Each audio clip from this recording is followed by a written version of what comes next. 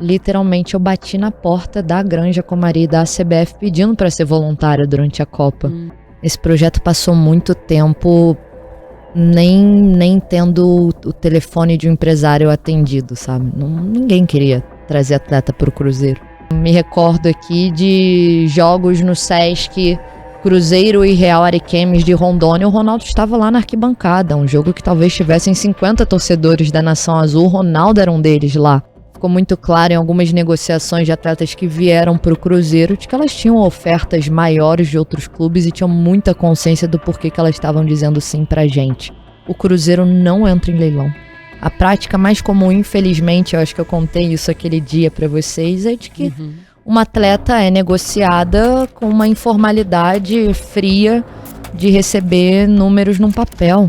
Eu vou me sentir muito realizada a hora que todos nós, porque não é um trabalho só do Cruzeiro, todos nós começarmos a quebrar recordes de público pro futebol feminino no estado de Minas Gerais, que hoje não passa de 8 mil pessoas.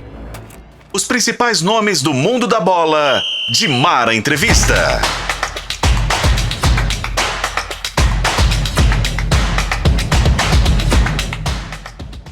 Olá para você que está aí nas plataformas digitais do Tempo, na FM O Tempo 91.7, enfim, acompanhando a gente em tudo que leva o tempo.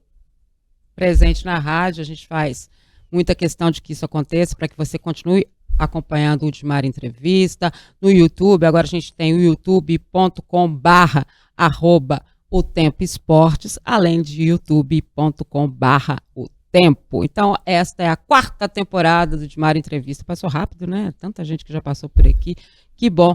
E a gente fica muito feliz que vocês estejam com a gente, com a nossa audiência e tudo mais. Apresentar a jornalista que me acompanha hoje, Giovana Pires. Que bom ter você aqui com a gente. É uma honra, Mara Oliveira. É um prazer estar aqui com você. Bora falar um pouco de futebol de mulheres, que é sempre importante também. Ô, gente, que honra, né?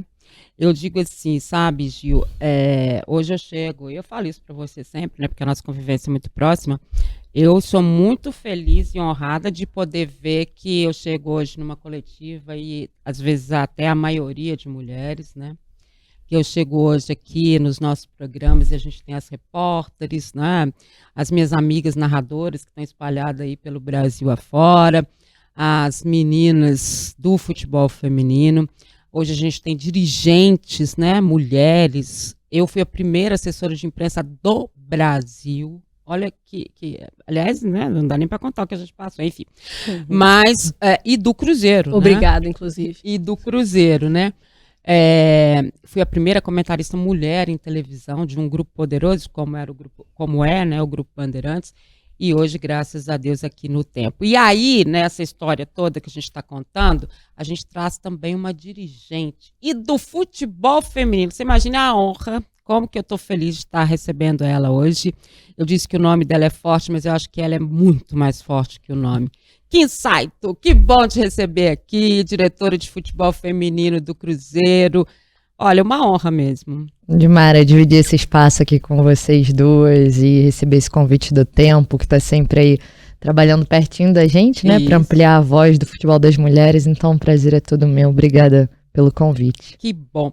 A gente podia começar contando de verdade qual que é a sua história, né? Porque eu imagino, assim, na minha imaginação de tudo que eu passei, que a Gil passa, que todas nós mulheres passamos, né? Quando a gente se mete no mundo, que eles falam assim, esse mundo é masculino, né? Hoje não é mais, tá, gente? Queria contar para vocês, se vocês não aprenderam, vão ter que aprender. Mas qual que foi a sua trajetória que te leva para o futebol feminino? Por acaso, ontem eu recebi uma ligação inesperada de uma pessoa muito próxima, assim, que trabalha em agências, atendendo marcas, e ela me trouxe para esse lugar de reflexão do quanto a presença, antes de mais nada, na escola, de ser aquela menina que queria às vezes jogar bola e não queimado, e não vôlei, e ter professores de educação física que acolhiam aquela menina e permitiam a ela e a outras usar o espaço ali também para brincar de bola, e essa era a única motivação. Como isso teve algum impacto, assim como dentro de casa, né, uma família que incentivava a praticar esportes, pensando muito mais pelo lado da atividade de uma criança em desenvolvimento, E aí eu acho que teve aquele elemento mais mágico e casual de crescer a infância, apesar de não ter nascido lá, em Teresópolis, que é onde fica a Granja Comari. Verdade.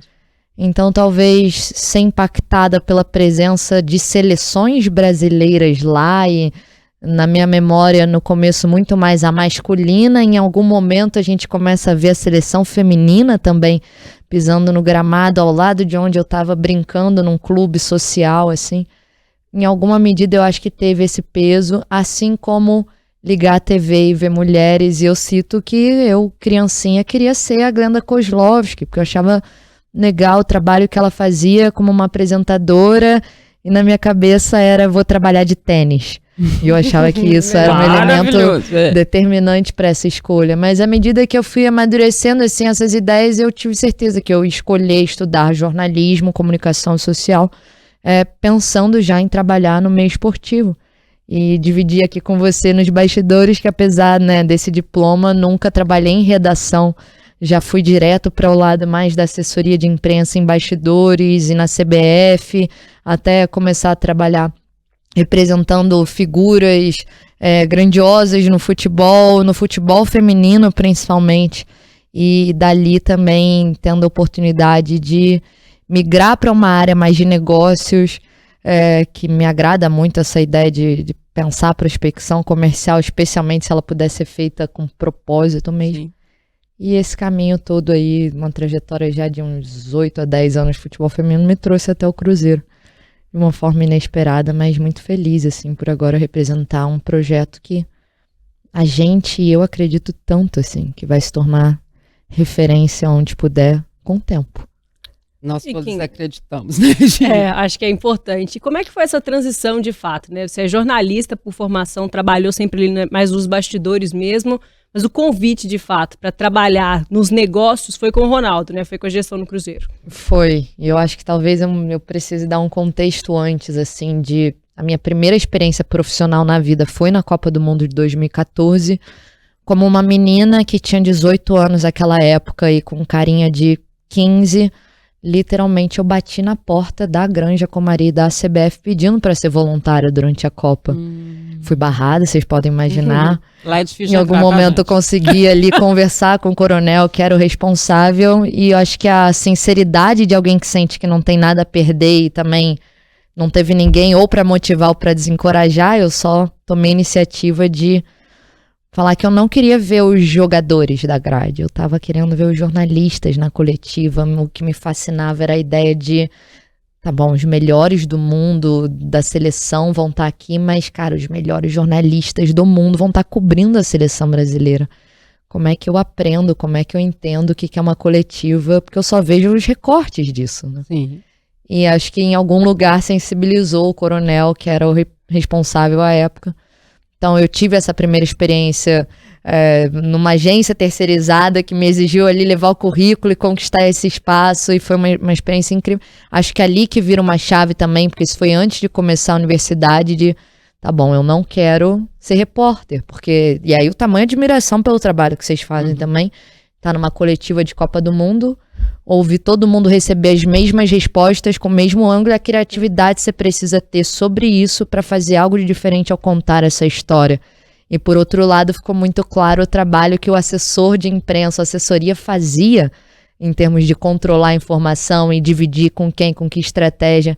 E me fascinava muito essa ideia de não me expor. Não botar a cara e segurar o microfone, que é um outro lugar de admiração também forte. Isso aqui, para mim, ainda é um exercício, me acostumar agora a estar nesse lugar.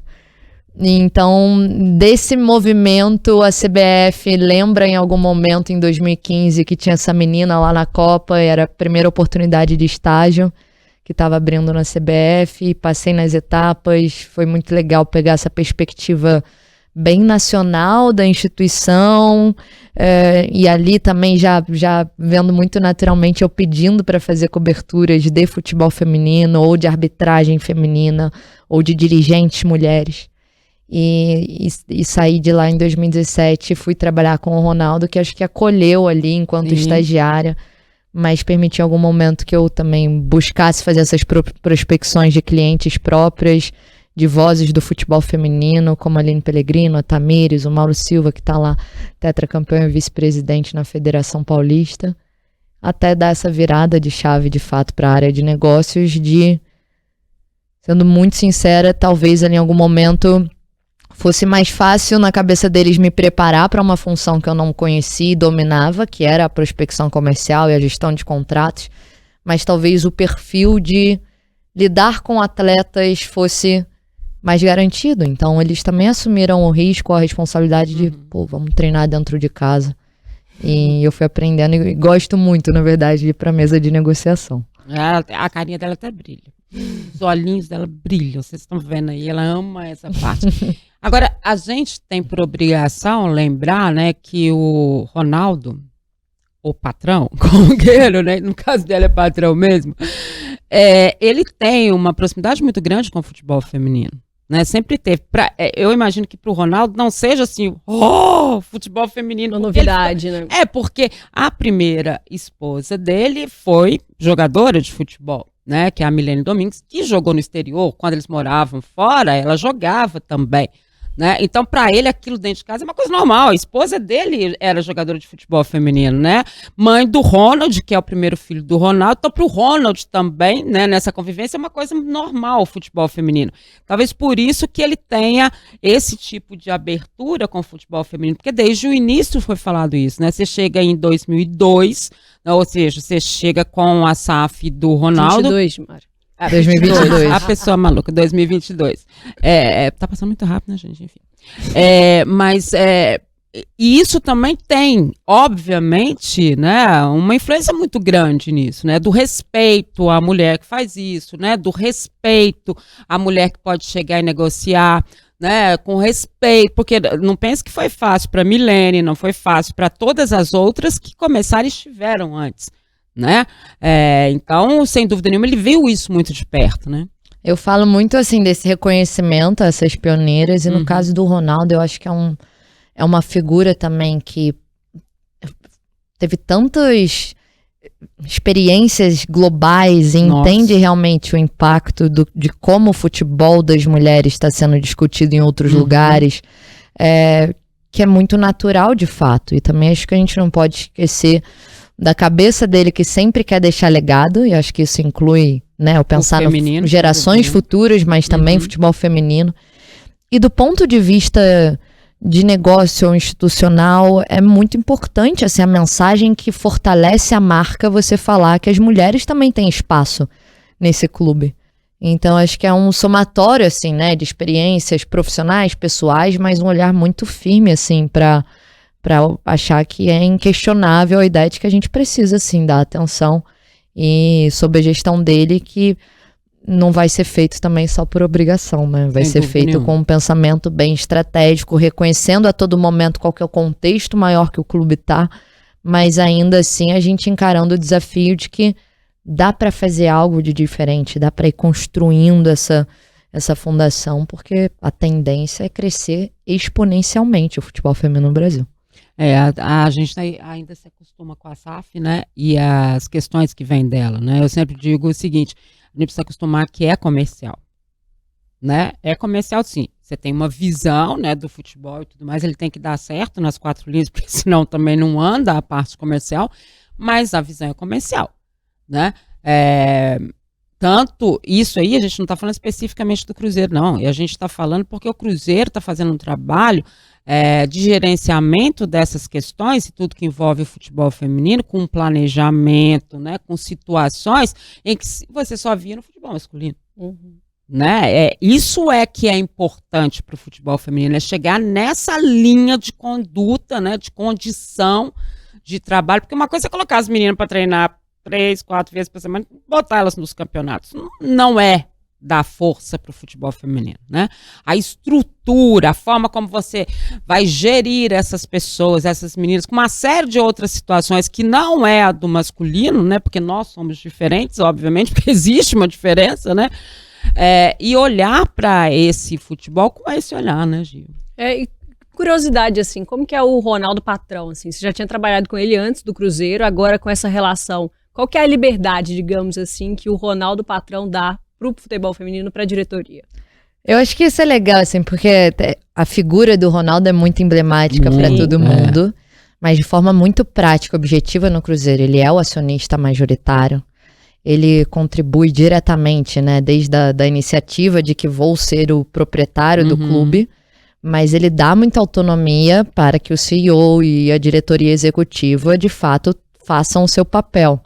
E ele tem um papel muito fundamental junto ao Paulo André, por exemplo, na definição da estratégia esportiva. Então, o jeito que ele imagina e quer que seja construída uma identidade para todas as categorias, ela tem um direcional. Mas a autonomia, a partir daquele momento, é dada a quem está ali, de fato, todo dia tomando essas decisões. Mas não significa que ele não seja presente, né? Então, me recordo aqui de jogos no Sesc, Cruzeiro e Real Ariquemes de Rondônia. O Ronaldo estava lá na arquibancada. Um jogo que talvez tivessem 50 torcedores da Nação Azul. O Ronaldo era um deles lá. Após um evento interno do Cruzeiro, que anualmente a gente reúne todos os colaboradores, todos mesmo, da limpeza, da manutenção, da cozinha, da jardinagem, a qualquer outro colaborador, para todo mundo entender o que foi feito no ano anterior e para onde a gente está caminhando, e o Ronaldo está lá presente, futebol feminino também. No ano passado ele me pergunta de uma forma muito tranquila, assim, e aí, o que você tá precisando de mim? O que eu posso fazer para ajudar? Vai ajudar muito se aparecer amanhã no treino, se for no nosso jogo. Então, ele é um cara que também se coloca aberto a escutar, mas a gente sabe que o tempo dele é dividido entre muitas coisas, e acho que principalmente essa relação de confiança, assim, na equipe de trabalho que ele tem do lado dele. Disposto, né, a tudo, mas sabe delegar também, né? Isso é uma coisa de poucas pessoas, né? Nem todo mundo quer delegar, né? Quando você chegou, você falou que, vamos lá, o Cruzeiro tem 5 anos de futebol feminino, né? Obviamente a SAF um pouco menos nesse trabalho, além de outras investidas que ele fez no passado. Que é que o Cruzeiro em si mesmo, né, nem tinha tanta participação de fato. Exatamente.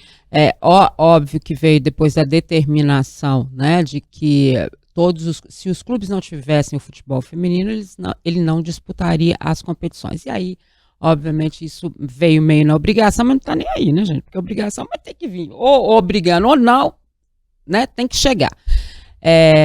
E aí, quando você chega, você fala muito que você pensava né, em chegar a uma certa estrutura, uma certa situação do futebol feminino a longo prazo. E aí nós estamos em 2024 e o feminino do Cruzeiro chega onde tem chegado de uma forma, no meu caso, eu acho rápida, né? Mas que você tinha planos para outras histórias. Hoje já se fala da categoria de base do feminino, já se fala da estrutura sendo usada da toca da Raposa, como é usada do masculino. Foi rápido? Eu não sei qual que é a referência assim, para essa medição de tempo, mas a gente fala muito e ouve muito lá no futebol feminino o quanto a gente vai ter o pezinho colado no chão, no sentido de humildade mesmo.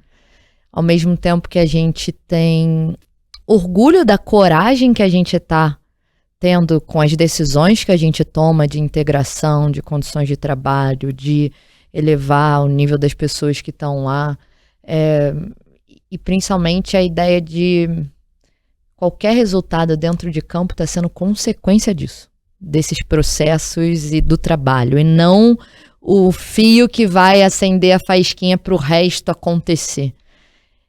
Ao mesmo tempo que eu acho que isso possibilita para nós sempre aumentar o que é o sarrafo de excelência e profissionalismo que a gente cobra das atletas, da comissão, que eu sou cobrada, que todo mundo ali quer uma outra régua mesmo para o que é considerado profissional no futebol feminino. E eu sempre, assim, eu preciso parar um pouquinho às vezes e me permitir refletir, sabe, num lugar de sorriso do quanto a gente já conquistou. Mas tem tanta coisa na rotina que a gente é inquieto, que sabe que precisa adereçar, melhorar. Então, o sentimento de satisfação, ele tá presente, mas ele não permanece porque a gente realmente não vê a hora de adereçar outras coisas que a gente sabe que vão ter um impacto na longevidade mesmo do projeto. Então, é uma decisão muito calculada mesmo, pensar no que a gente mais está investindo a cada ano, que tipo de retorno essas decisões podem trazer dentro ou fora de campo, mas onde a gente quer estar, não só em 24, em 25, mas 2030 em diante, sabe? Então, preparar também isso para deixar um legado, e qualquer pessoa que um dia tiver aqui nessa cadeia, porque todo mundo um dia vai passar e vão ter novas pessoas. Eu acho que o desafio é esse, construir a identidade das cabulosas e saber, ó, é isso aqui que significa. Então a gente vai cuidar muito bem da forma como a gente está investindo, mas a gente também vai acreditar que tem consequências dentro de campo que vão ser medidas pelo nosso desempenho mesmo, sabe? E até falando sobre essas consequências dentro de campo, o Cruzeiro do ano passado para cá, né, teve as fases finais do Brasileiro, também conseguiu o título do Mineiro, que estava batendo na trave ali com o Atlético nos últimos anos, e aí nessa temporada já começou sendo vice-campeão da Supercopa. O que você acha que aconteceu de diferente, você que está lá dentro, do ano passado para cá, para as coisas começarem a dar certo? Porque tava só batendo na trave, Campeonato Brasileiro chegava até quase ali na parte de baixo, quase lutando para não cair. O que aconteceu, você acha, em 2023, que conseguiu dar uma virada de chave e o Cruzeiro chegou de fato ali na briga nacional? Sem dúvida, esse trabalho começa no dia 1 da SAF, que é a decisão de tira o futebol feminino de qualquer estrutura externa e vem ser integrado. Então, eu acho que um dia chegar numa final, conquistar alguma coisa, passa também por esse tipo de decisão. Em 2022, fato, nós tivemos o nosso pior desempenho no Brasileirão Feminino. Primeiro time fora da zona de rebaixamento. Foi por muito pouco que o projeto não foi para a Série A2. Ao mesmo tempo que a gente passou aquele ano todo conduzindo o que era a estratégia esportiva firmada lá em 2021, feita por outra gestão. Então era uma questão ali de vamos sobreviver. E vamos, enquanto a gente está aqui sobrevivendo, com decisões que não necessariamente nós tomamos desde o início, vamos abraçar e vamos ver como que a gente vai apresentando essas diferenças na estrutura, na rotina, na cobrança, nas referências mesmo que comissão e atletas tinham. Em 2023, eu acho que a gente vê assim, essa campanha inédita de um time mineiro no Brasileirão já como um pouco do residual de vocês viram agora, vocês têm uma estrutura profissional, a gente aumentou a quantidade de pessoas que estão na comissão técnica, a gente tem uma metodologia que o mesmo preventivo ou recuperação de uma cirurgia que vai ser feita no profissional masculino vai ser feita com vocês, o que a gente vai considerar uma métrica de medição de percentual de gordura e o que a gente vai fazer a partir disso como um plano individualizado. E aí eu acho que tem essa virada de chave também ali no pós-brasileirão, com a Anne assumindo interinamente para a chegada do Jonas Urias como uma liderança técnica, que a gente vinha conversando há um tempo sobre uma identificação da pedagogia de jogo dele com os nossos princípios também. Então eu acho que ter uma liderança também que é tão reconhecida, né, por ser um formador e pela sua conduta, e uma comissão técnica também cheia de especialistas, mas também todo muito disposto a aprender mais e também contribuir para deixar o legado. E aí eu acho que a virada de chave é a formulação de elenco. Reconhecendo, sim, onde a gente vai botar um teto, o Cruzeiro não entra em leilão. A prática mais comum, infelizmente, eu acho que eu contei isso aquele dia para vocês, é de que uma atleta é negociada com uma informalidade fria de receber números num papel. E ela só olha para o número e ela não sabe que tipo de projeto é aquele. Então, o trabalho que o Cruzeiro se dispõe, que eu acho que é o mínimo, é de conversar com empresário e atletas, às vezes muito mais do que uma só vez em um encontro, para fazer a proposta. Mas a gente não fica em leilão de que o clube A, B ou C está me oferecendo mais e aí quanto vocês têm. Então, ou o atleta vai aceitar o convite de vir para tudo isso que a gente está acreditando, ou muito obrigada, e a gente tem o plano B a Z, como a Bianca também fala em relação ao Jonas, para pensar numa alternativa. Então, acho que esse lugar de segurança é o que vai também fazer a velocidade, assim, dessas conquistas ser medida com muita calma, mas, de novo, fazendo a torcida falar que legal esse trabalho que está sendo feito pelas cabulosas, sabe? É o respeito, né, à instituição e à camisa, né? É o peso do Cruzeiro, né? Tem que se entender isso, né? Onde é que você está? Né? Que lugar que é que você tem? E acho que é por isso que as cabulosas estão fazendo tanto sucesso, né? E virou cabulosas mesmo, né? Na mídia nacional tudo é cabulosas, né? E é muito bacana a gente ver essa situação mudando, né? Me diz uma coisa, hoje estruturalmente, o que as cabulosas têm? A gente já falou que elas estão na toca normal, né, junto ao profissional, né? Como é que é essa estrutura? Como dividir ali com o masculino, com a base, que também está lá, também faz parte desse projeto, né? Em 2022, o grande primeiro passo acho que foi integrar a Toca da Raposa 1. De 23 em diante, estrutura completamente entregada, a Toca 1 e a Toca 2. Então, desde a chegada dessas atletas lá de manhãzinha, com o café da manhã, até todos os protocolos e procedimentos que elas precisam passar antes de ir para uma academia ou para o campo em relação à área de saúde, performance, tem a ver com a fisioterapia, o check-up médico, avaliações de fisiologia, o que o preparador físico já programou enquanto controle de carga, que tipo de softwares e tecnologias, equipamentos a área de saúde e performance tem equipadas, e o trabalho que vai ser feito com os analistas de desempenho e a liderança do treinador e a preparador de goleiras. Então, é uma rotina que as necessidades diárias do futebol são atendidas. A gente ainda tem alguns processos seletivos em andamento, que é o da auxiliar técnica, é o de uma psicóloga e a nutricionista que chegou essa semana a partir de uma atualização. Então ainda tem muita coisa a ser melhorada, mas em termos de estrutura, de academia, de refeitório, de campo de treino, de a sala da fisioterapia ou da fisiologia, tudo que é proporcionado ao Cruzeiro na Toca 1 ou na Toca 2 é de acesso para todo mundo.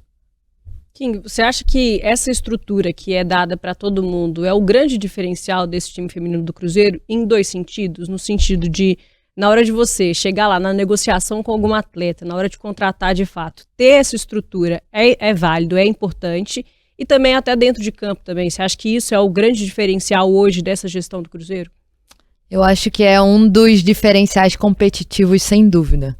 Porque se a gente não está numa condição de que eu vou poder oferecer os maiores salários para a maior parte das atletas, eu preciso saber no que a gente vai estar à frente de qualquer outro clube.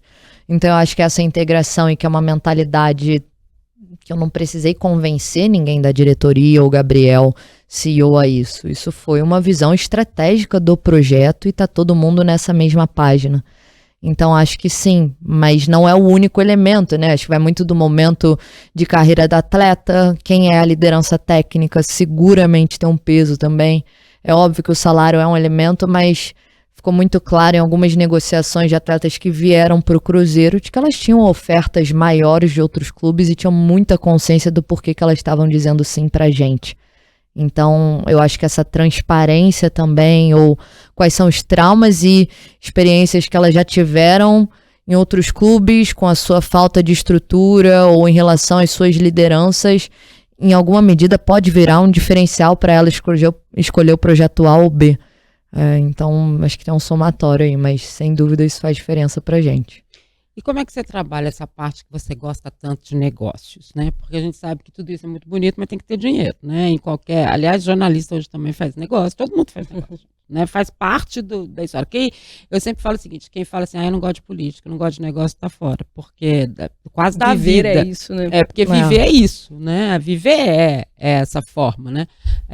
Óbvio que a gente não tá falando de política normal, né? Sei lá, botar o voto, mas a gente tá falando de política abrangente, assim como a gente tá falando de negócio abrangente, né? Que é o que você mais gosta. Você vê hoje que é mais fácil quando você oferece ou quando você negocia ou coloca no seu projeto o produto futebol feminino do Cruzeiro? Sem dúvida, sem dúvida. Eu acho que o Cruzeiro, e aí não é uma característica exclusiva do feminino, a gente está muito atento a quais são esses parceiros que são possíveis, mas a gente também é muito diligente, toma muito cuidado a quem vai ser esse parceiro. Quais são as marcas que vão estar do nosso lado, o que elas acreditam, o quanto há de conexão. Então a gente também se permite saber que, olha, temos um objetivo muito forte de ser financeiramente sustentável, mas isso também não vai ser feito a qualquer custo, que a gente vai ser muito cuidadoso em atrelar a nossa marca e querer realmente construir o capital junto com o impacto, né? Acho que vai ter esse lugar, assim. O futebol, enquanto área dentro do Cruzeiro, conta com muito apoio, assim, do marketing, do comercial. E talvez o exemplo mais quente que a gente possa dar foi em relação à final da Supercopa. Infelizmente, para essa edição, as diretrizes da CBF como organizadora do campeonato determinava viagens de ônibus num torneio de 3 jogos em uma única semana, de ônibus para distâncias menores do que 700 quilômetros. E se não fosse talvez a conexão de ter um parceiro tão identificado com o projeto, disposto a sempre trabalhar e construir junto, uma área comercial, marketing e comunicação tão ativa com o que era uma necessidade real do futebol, talvez a gente não tivesse a conquista da Gerdau ter levado 38 pessoas para São Paulo. E eu nunca vi isso acontecer num clube de futebol feminino. E ao mesmo tempo que a gente vê os números de audiência dessa final, realmente é recorde atrás de recorde, atrás de recorde. Então, para um olhar mais atento, vai enxergar oportunidades de negócio. Só, por favor, deixa a edição, bota aqui o meu e-mail, o e-mail do Cruzeiro, entre em contato. Qual é o seu e-mail, por favor? Amanda? Pode mandar sempre, kim.site@cruzeiro.com.br. Ótimo, manda pra lá, porque mas o parceiro é olhado, tá? Não pensa que você vai chegar aí assim, não, né? Até sobre essa questão toda, eu quero entender um pouco mais do seu papel hoje nesse departamento de futebol. Ali do seu lado tem a Bárbara Fonseca, que é a coordenadora. Como que vocês dividem essas funções? Qual que é o seu papel no dia a dia dentro do Cruzeiro? A Bárbara, acho que a Nação Azul conhece muito bem, ela esteve presente pra ela, né? Porque na formulação do projeto desde o dia 1. Então a Bárbara, em 2019, era ela e mais 6, mais 7, talvez, né? Fazendo o início desse projeto, e é uma figura com um conhecimento administrativo muito forte, com conhecimento técnico também muito forte. Então, hoje ela é um braço direito, uma coordenadora técnica que tem esse papel de liderança junto à comissão e de a todo momento provocar em cada um ali esse alinhamento ao que é a metodologia do Cruzeiro e também ser uma fonte de organização, mas de incentivo ao nível mais profissional e a ser a primeira inquieta a mover a comissão a sempre buscar mais, sabe? E é uma figura que tem muito respeito das atletas, é muito querida pela torcida. E além da Bárbara, a gente tem outras mulheres assim no projeto do feminino ou no clube em geral, que fazem muita diferença e merecem nosso reconhecimento, porque a Bárbara, a gente sabe que a gente também não está sozinha nessa. E esse sentimento de poder entrar na sala do jurídico, conversar com o financeiro, alinhar o que for pertinente a gente gestão, bater na porta do sócio, a liberdade e a abertura que se tem, é algo que talvez ela nunca tenha vivido até a chegada da gestão da equipe do Ronaldo e que certamente é determinante para a gente fazer as coisas caminharem do jeito que precisa. As cabulosas não são só as que estão dentro de campo, né? Tem cabulosas nessa gestão todinha, né? Em cada canto lá da toca. É muito bacana. Deixa eu só pegar um gancho em relação a cabulosas. É uma coisa completamente pessoal que eu vou dizer agora e eu quero realmente entender. Eu, Giovana Pires, como torcedora, como pessoa que acompanha futebol e etc, e amante de mulheres e etc, eu me incomodo pessoalmente muito com usar termos vingadoras, cabulosas e etc. Eu me incomodo porque eu quero conversar com você para entender. De fato, porque eu acho que tira um pouco da identificação que o torcedor tem com o clube. As cabulosas ou as vingadoras, espartanas, enfim, perde um pouco, na minha visão, a identidade que o torcedor tem com o Cruzeiro, com o Atlético, com a América. O que você acha disso? Pode me detonar, não tem problema não. Não, eu acho super saudável essa conversa. Vida, né? Enfim, cada clube, enfim, no feminino, no masculino, na base, tem uma alcunha, assim. É muito curioso, porque quando o Jonas chegou em outubro do ano passado, ele passou uma semana fazendo imersão com diferentes áreas do departamento de futebol, até de fato ir a campo com o apito de quem está comandando o treino. Então ele passou uma semana sendo observador e a Ania ali comandando. No primeiro contato dele com as atletas, o papo foi sobre identidade. E o papo foi sobre o Jonas querer entender com as atletas o que é ser uma cabulosa. Quando ele faz essa pergunta e as respostas que elas entregam, por exemplo, puxa, pra mim ser cabulosa, uma atleta falou, pra mim ser cabulosa é ser de um time de trabalhadoras. Isso é uma cultura que elas estão criando ao redor desse termo, que talvez só a defesa, nós somos o futebol feminino do Cruzeiro, não transmitisse algo que é bem subjetivo. E o Jonas chega ao ponto na final da Supercopa de falar, quando eu cheguei aqui eu não entendia o que era essa palavra. Cabulosas. Até porque eu acho que é muito regional. Sim. Ele falou, mas eu sinto que é ser cabulosa. E eu sou uma cabulosa.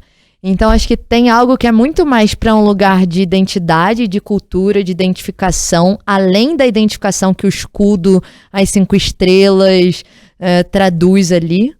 E eu acho que do ponto de vista de marca, ela também é uma oportunidade. Porque a pergunta que eu me faço, isso dentro de um planejamento, e não é algo tão imediato, mas quando a gente está construindo a identidade das cabulosas, puxa, isso pode ser uma marca.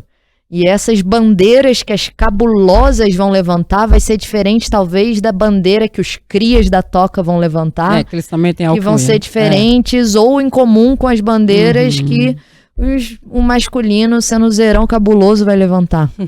Então eu acho que ela permite ali você ramificar um pouquinho essa identidade e talvez tenham coisas que as cabulosas vão falar, cara, a gente é assim, é isso que a gente acredita e pra nós é maravilhoso a interpretação delas, o sentimento delas sobre isso, que ajuda a gente a construir identidade. Não faz muito sentido, me convenceu completamente, porque eu acho que não perde a identidade, só cria uma nova identidade, que é fundamental para o que é aquilo de fato, que é a paixão, que é fez sentido. E o sentimento, né? Cabulosa é um nada sentimento. mais e o orgulho que a gente sente de ser cabulosa. Tem orgulho de ser Cruzeiro, de vestir a camisa, mas pô, a gente tem orgulho de ser cabulosa.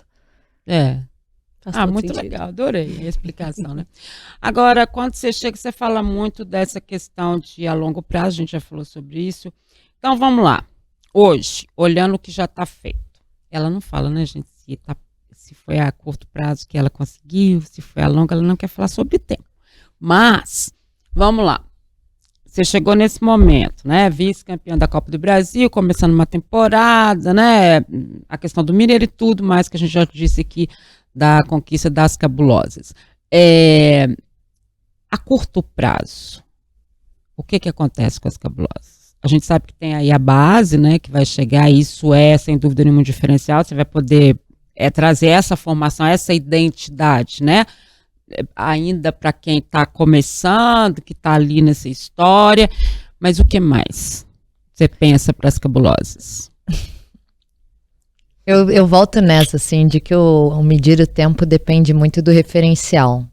Na minha cabeça, tudo isso, 2 anos, ainda é curtíssimo prazo. Curtíssimo.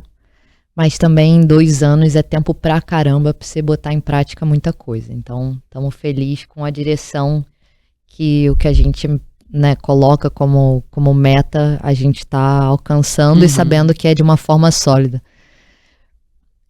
No curto prazo, e eu vou fazer o recorte desse ano, eu acho que a grande missão é fortalecer a credibilidade do projeto do Cruzeiro. Esse projeto passou muito tempo nem tendo o telefone de um empresário atendido, sabe? Ninguém queria trazer atleta para o Cruzeiro. Então, acho que solidificar isso e a gente sabe que tem um trabalho ativo que a gente pode fazer, mas o boca a boca dentro do futebol feminino, entre a experiência das atletas e os próprios empresários de, puxa, nesse clube acontece assim, nesse assim. Eu acho que isso é um movimento incontrolado, que eu acho que é um objetivo. O consolidar no cenário estadual, para mim, é muito forte. Eu sinto que eu vou me sentir muito realizada a hora que todos nós, porque não é um trabalho só do Cruzeiro, todos nós começarmos a quebrar recordes de público pro futebol feminino no estado de Minas Gerais, que hoje não passa de 8 mil pessoas. Então, eu adoraria que isso fosse um compromisso de todos os clubes e da Federação Mineira e da imprensa e das torcidas, um convite amplo, mas de saber que esse momento do futebol feminino vai se retroalimentando com cada vez mais presença, e é claro que a gente assume a responsabilidade também de onde são essas praças que estão sendo possíveis, mas a gente quer consolidar essa comunidade de torcedores também. E eu acho que o principal deles, eu sei que é mais subjetivo, mas ele é de reapresentar as Cabulosas no cenário nacional. Então você esteve lá com a gente numa coletiva de imprensa antes da Supercopa. Eu não abro para a imprensa quais eram as metas desportivas para o ano, isso a gente trabalha bonitinho entre comissão e atletas, mas com esses objetivos mais qualitativos, essa era uma. E no domingo eu ouvi muitos comentários que me fizeram ir para esse lugar de que em alguma medida chegar à final da Supercopa do jeito que foi, o jogo com tanta coragem, e há 6 meses a gente sabe que enfrentando o Corinthians a gente estava em outro cenário muito mais, uma distância muito maior, e ver também a forma como a Bianca Brasil usa o espaço de entrevista pós-jogo. Então, em alguma medida, aquilo foi uma reapresentação das Cabulosas, mas também de no pezinho colado no chão, da humildade. A gente tem que fazer isso de forma consistente o ano todo. Você sabe que eu tenho um amigo poderoso, narrador e tal, e aí todas as vezes que eu me meto em alguma situação que é mais poderosa, um jogo mais difícil, um treco mais difícil, aí eu falo com ele e falo assim, Mário, para com essa cobrança, né? Porque a gente se cobra muito, né? Eu digo assim, que mulher, eles falam assim muito de feminismo, né, e tudo mais, eu falo assim, gente, mais do que entrar numa mesa que é toda formada por homens e discutir futebol de igual para igual, acho que a gente está mostrando, né, como as Cabulosas, né, a gente está mostrando todos os dias, vocês estão mostrando todos os dias. Aí ele vira para mim e fala assim, para com essa cobrança, divirta-se.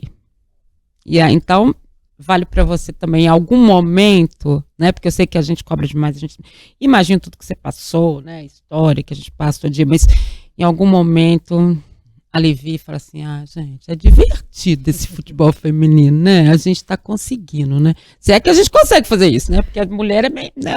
Cobrança é danada, né? Não, sem dúvida, eu acho que esse reconhecimento consigo própria, mas acho que com o entorno, todo mundo, assim, tem muita alegria do que a gente está sendo capaz de fazer junto.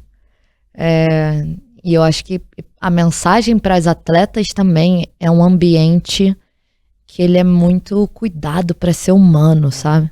É isso. Então tem um momento de acolher, tem um momento de desafiar, mas se vocês pararem ali para acompanhar o treino, vocês vão ver o burburinho que é de falas entre elas, mas também de prazer e de risadas de estar ali todo mundo junto. Então isso também, eu acho que tá dentro aí da nossa identidade cabulosa, sabe? Mas é um bom lembrete, divirtam-se. Você acompanha futebol e é bom de palpite? Então tem que conhecer KTO.com, isso mesmo. A KTO é o melhor e mais seguro site para você apostar e se divertir. Tem os campeonatos estaduais, Copa do Brasil, Brasileirão, Libertadores, Champions League, ou seja, tem tudo. E várias outras modalidades, claro, além do futebol. E lembrando que na KTO, 2-0 é goleada. É isso mesmo. Se o time que você apostou abrir 2-0, a KTO paga na hora com o ganho antecipado. Faça seu cadastro, KTO.com, e utilizando o cupom O Tempo, você tem 20% de bônus no primeiro depósito. Isso mesmo, usando o cupom O Tempo, você tem 20% de bônus no primeiro depósito. Deixe os seus palpites na KTO.com, onde a diversão acontece. Tem uma pergunta pessoal de você, Kim. Você fez essa transição de carreira, entrando de fato nos negócios, saindo realmente da comunicação. 5 anos atrás, você imaginava que ia estar vivendo o que vive hoje?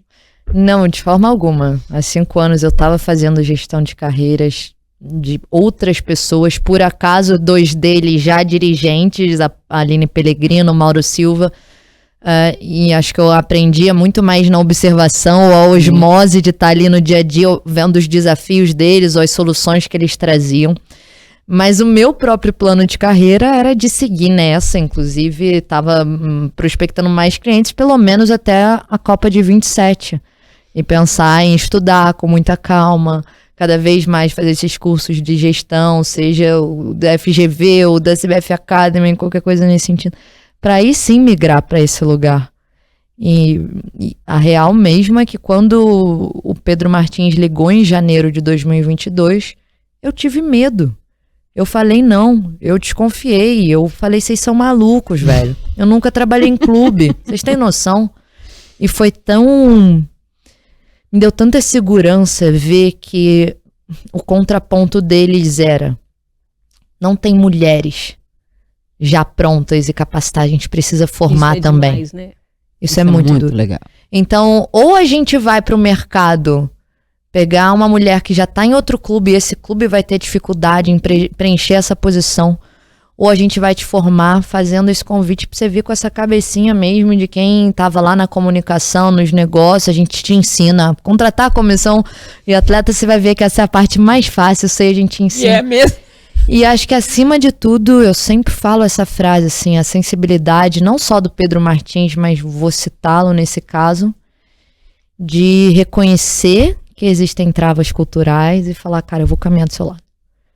E eu sei que essa fala dele corre no discurso de todo mundo que tá ali, assim, então me deu muita segurança, não pela Kim, mas pelo futebol feminino do Cruzeiro tá sendo ali, ó, isso aqui são as nossas premissas, vem liderar. E aí fez sentido, assim, dizer sim. Nunca tinha pisado em BH antes de... Agora já é mineirinha? De vir, já me sinto coraçãozinho mineiro. A família é mineira, apesar de eu saber que eu tenho esse sotaque carioca muito forte, eu tento atenuar um pouquinho. Diminuiu bem, Kim. Diminuiu? Diminuiu. É, mas sai o meu jeitinho mineirinho também, e a família é... E eu sou muito feliz aqui. Então, a ideia é poder construir um projeto que, em alguma medida, seja referência. Lindo, lindo demais. Que entrevista linda, né, gente? Eu acho que é fundamental. E acho que nas palavras daqui estão exatamente aquilo que a gente fala sempre. Vai com medo mesmo, né? É. Vai com medo mesmo. Se você ficar assim, eu vou com medo, mas eu vou. Queria muito te agradecer, mas não é só pela participação aqui com a gente hoje, não. É por não ter desistido. Eu sei que não faltaram motivos, né? Eu imagino que não faltaram motivos, né? Acho que com esse programa a gente está homenageando não só as cabulosas, né? Esse momento que elas estão, mas eu acho que é todas as mulheres envolvidas no futebol. Sejamos repórteres, árbitras, narradoras, repórteres, né? Enfim, dirigentes, né? A gente tem a Leila no Palmeiras, que não deixa ninguém mentir, né? Enfim, todas nós que estamos hoje, as cabulosas internas, né? Que ficam lá no Cruzeiro também, e claro, o Atlético, o América, que há muito tempo atrás, né, foi o primeiro a realmente olhar para o futebol feminino. Acho que a gente está homenageando todo mundo que está envolvido nisso. E mais uma vez eu quero pedir uma coisa que eu sempre peço quando a gente, nos nossos programas e tudo mais, a gente precisa ter um olhar para o futebol feminino, para a narração feminina, diferente do que a gente tem para o masculino, porque é diferente, né? O nosso ouvido precisa aprender a ouvir a narração feminina, né? A gente sabe tanto que as nossas colegas, né, passam, as dificuldades que elas passam narrando os jogos masculinos, né, e os femininos também, né? Então, eu acho que esse programa foi uma junção de tudo isso. A gente, e para você de casa também aí, né, que exerce eu recebo um monte de mensagem de mulheres falando assim, Gilmar, a melhor coisa do mundo é ver você falar de futebol, porque meu marido, meu namorado, meu não sei o quê, não deixam eu dar palpite, né, eu fico só atrás vendo o jogo e tal. E eu falo assim, nada, vai lá e dá o palpite, entra na frente dele, fala que tá errado, que não sei o quê. Não existe mistério no futebol, né? Não é uma coisa misteriosa que eles fizeram a gente crer durante muito tempo. Não é misterioso. Como nada, né, nessa vida que a gente tem é misterioso. Então, acho que vale para todas nós. Parabéns mesmo por não ter desistido. Obrigada. Eu sempre lembro de novo, assim, tem uma geração que ela vem com o privilégio de ter visto outras, sabe, sofrerem mesmo, mas deixar portas abertas, e aí eu acho que esse compromisso vai passando, assim, pra gente ter cada vez mais mulheres, até chegar ao ponto de que a gente não precisa mais adereçar a quantidade proporcional ou não. Então, obrigada pelo espaço. Estaremos sempre acompanhando. A você também por não ter desistido. Obrigada, Gi. Tá, obrigada, Gilmara. Eu que digo isso, né, Edmara Oliveira, minha filha. Hoje a gente toma a sopinha aqui que você foi lá e plantou a batata. Era uma batata dura, mas é tudo certo. Então é o seguinte, gente, semana que vem a gente volta com mais convidados, mais personalidades aí do futebol e apoia o futebol feminino, tá? Cabulosas, beijão da galera toda do Tempo pra vocês. Todas. Parabéns pelo trabalho. A quem hoje veio representar vocês todas. E a gente fica muito feliz de ver o trabalho dando esse resultado e tudo mais. Um beijo pro futebol feminino no geral. E hoje nós recebemos aqui em Saito, que é a diretora de futebol feminino do Cruzeiro. Até semana que vem. Tchau.